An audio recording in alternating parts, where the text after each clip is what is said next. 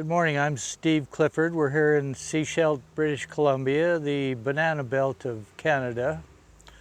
We're here at our Sunshine Coast Bee Club bee yard, and we're here to talk about double queening hives. A good result here on the coast is to get 40 or 50 pounds of honey from a hive. To go through some extra work and to queen them, I can often get 200 or 250 pounds of honey. You can see this double queened hive is pretty hefty. So I've got a 2-story here. This is done in the spring, not the fall. We're at the very start of August here, but I just want to sort of rough out and explain how the early part of this procedure goes. Okay, I'm going to pop a veil on and have a look at this.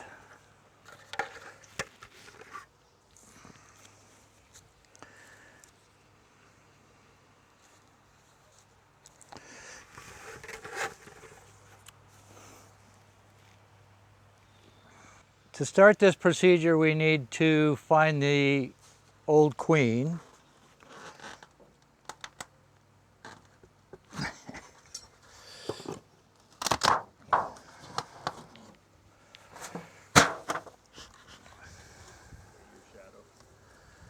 Yeah,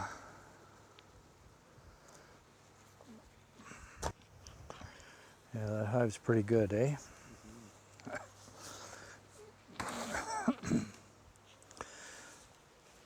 So what we're going to do is divide this double brood chamber into 2 sections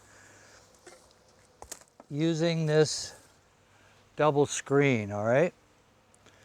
So I'm going to take this brood chamber off.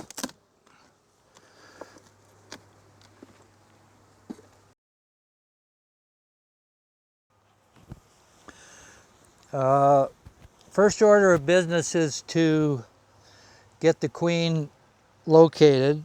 We're not going to do that this morning. One way you can easily figure out which box the queen is in is to put a queen excluder, put that second brood chamber back on, go away for 4 days, come back and check a frame, and it'll be obvious where the eggs are is where the queen is, all right? So having done that, what we're going to do now is put on the double screen. That double screen is enough to separate the hive and have them each maintain their own queen. It's true the smell moves through there, but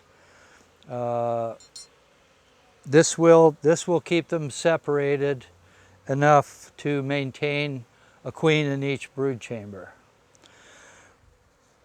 The way I like to do this is to put the queenless portion on the bottom and the queen right portion on the top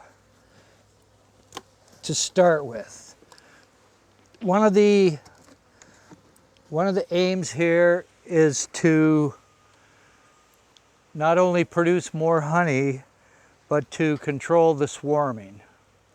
And the bees love to swarm here on the British Columbia Sunshine Coast. So what I will do when I start this is to get the old queen above the double screen and put most of the strength down below in the queenless portion. I want to challenge the old queen to rebuild, and trimming her strength down to 2 or 3 frames of brood will really encourage her to repopulate her portion, right? I'll start a new queen in the bottom portion by using a queen cell. You can certainly use a mated queen, but I like to do it with a queen cell. So once I've got the old queen up here with 2 or 3 frames of brood, the balance of the bees down here with a new queen cell, it's a leave alone situation for about 2 weeks for that new queen to mate and get laying.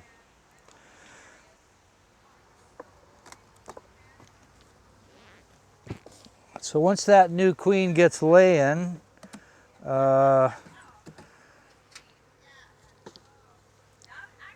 every time I take these apart, I try to balance their strength. And it's easily done by just switching the strong portion with the weak portion and let the field bees do the balancing. Works really well. When I take them apart, if the bottom box is a lot stronger, I put the weaker brood chamber there and put the stronger one up and let the field bees balance things out. Okay. So as time goes along through the spring and this unit gets stronger, it's time for a super. So a super there, put the double screen on top of that.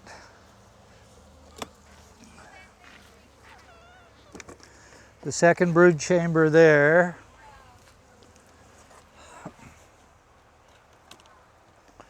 Another excluder.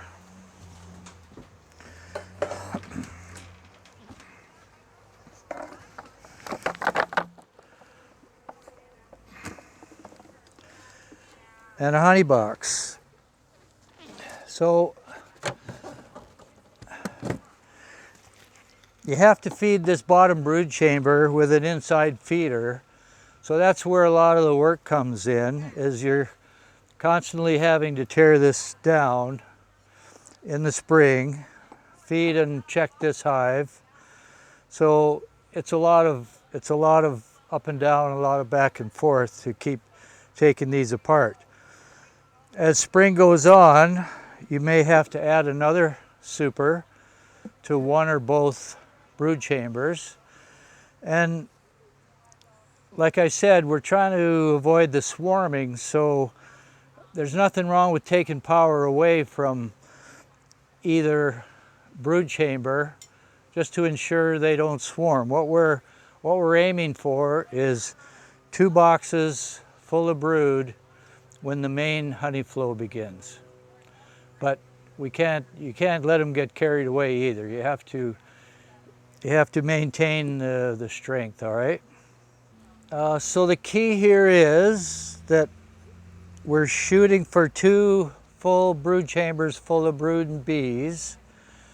And when you feel like the main honey flow is imminent, it's time to join them up. So what we'll do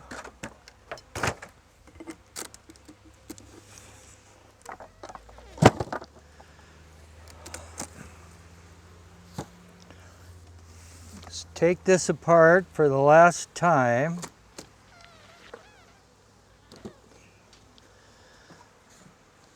The screen has now done its job. We're going to dispense with the screen.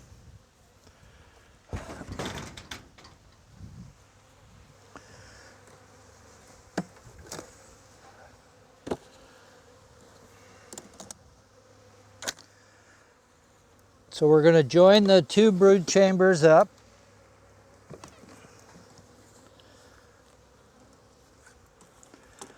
One queen excluder.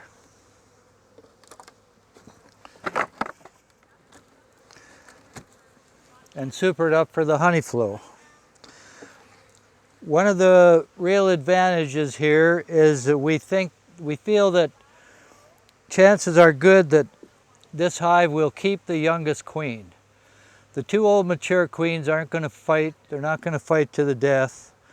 But we do believe that the hive will elect to keep the youngest queen, which is a bonus for the hive going back into the oncoming winter.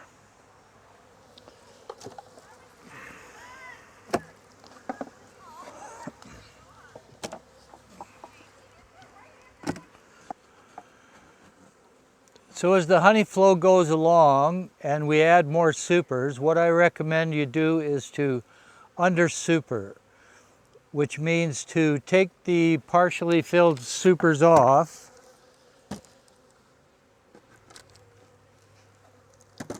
put the new supers over the brood chamber, and add the partially filled supers on top, which stretches out the population and will be another aid to discourage that hive to swarm. As I said, this is the last week in July here. Our honey flow is pretty much concluded. So I've got a couple that I two queened back in April, and we can have a peek. So as I said, I two queened this back in April. It was an overwintered hive. I split the brood and requeened the queenless half with a queen cell.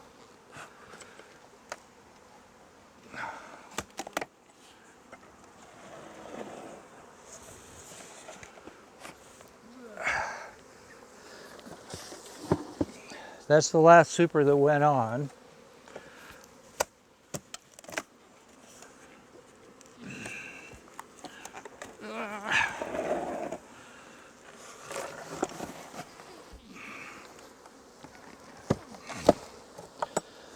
So they have made some honey.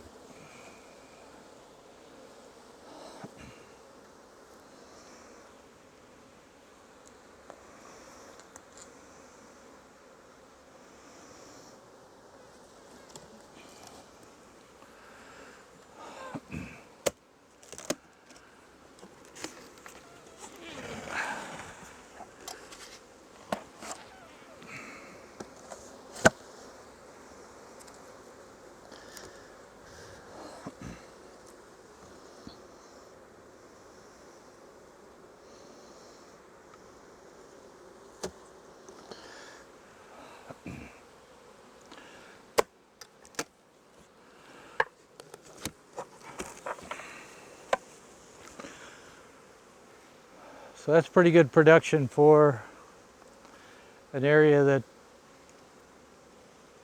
doesn't usually see big crops of honey. I'm sure there's well over 200 pounds in this hive.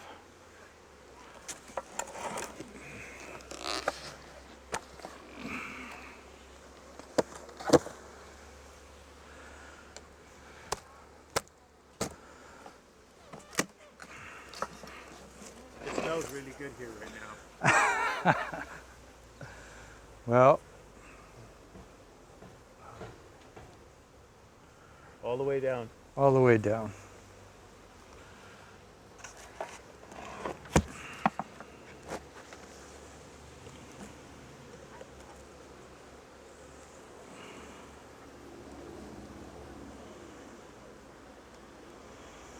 Yeah. Okay.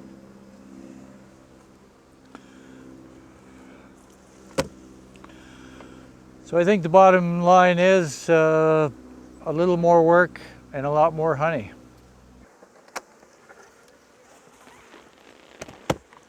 So we'll put this back together. As I said, our main honey flow is pretty well finished. So it'll be time to take these boxes off, extract the honey, and get these hives ready for winter.